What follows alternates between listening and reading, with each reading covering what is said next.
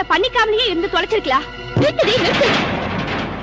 நான் கல்யாணம் பண்ணிட்டது உடம்பு சுகத்துக்காக ஆசைப்பட்டு இல்ல.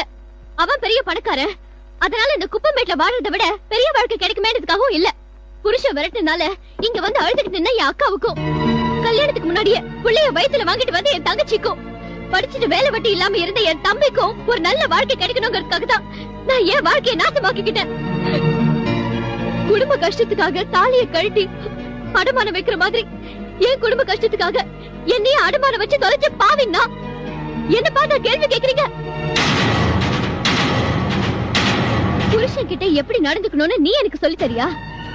கல்யாணம் ஆனா அடுத்த வாரம் ஹார்ட் ஆபரேஷன் பண்ணிட்டு வந்தாதான் குடும்பம் நடத்த முடியும்னு சொல்லி உன்னை வீட்டை விட்டு விரட்ட உன் புருஷன் உனக்கு நல்லவன்.